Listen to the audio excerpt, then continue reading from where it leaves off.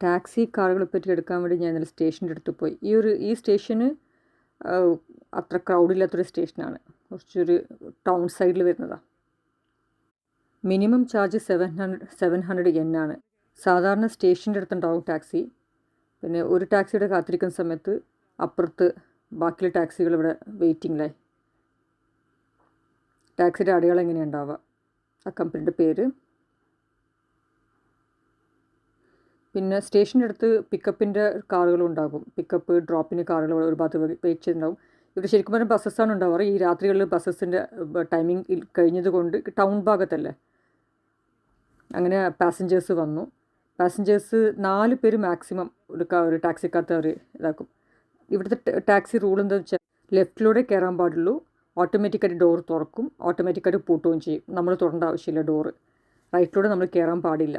ഏതൊരു സ്ഥലത്തും അത് ഡ്രൈവർ ഓട്ടോമാറ്റിക്കായി തുറക്കും. റോഡുകളിൽ നമുക്ക് ടാക്സി സാധാരണ കാണാൻ പറ്റും, സിറ്റിയിലൊക്കെ. പിന്നെ സ്റ്റേഷൻ്റെ ഭാഗത്തും. പിന്നെ ആപ്പും ഉണ്ട്. അല്ലെങ്കിൽ നിങ്ങൾ താമസിക്കുന്ന ഹോട്ടലിൽ പറഞ്ഞാൽ മതി, അവർ റിസപ്ഷൻ അവർ വിട്ട് ഏർപ്പാടാക്കും ടാക്സിക്ക്. നരിത്ത സ്റ്റേഷനിൽ നിന്ന് ഒരു അരമണിക്കൂർ ഡ്രൈവിലെ ഡിസ്റ്റൻസിൽ 30,000 രൂപയാണ് കൊടുത്തത് എൻ്റെ ബ്രദർ ഇവിടെ വന്ന സമയത്ത്. നല്ല ചാർജാണ് ടാക്സിക്ക്. ഒരു ടാക്സി പോയി കഴിഞ്ഞ ശേഷം അടുത്ത ടാക്സി അവിടെ വെയിറ്റിംഗ് ആണ്, ആൾ വരാൻ വേണ്ടിയിട്ട്. ഇവിടെ ഇങ്ങനെയാണ്, ഡിസിപ്ലിൻഡാണ് എല്ലാ കാര്യങ്ങളും.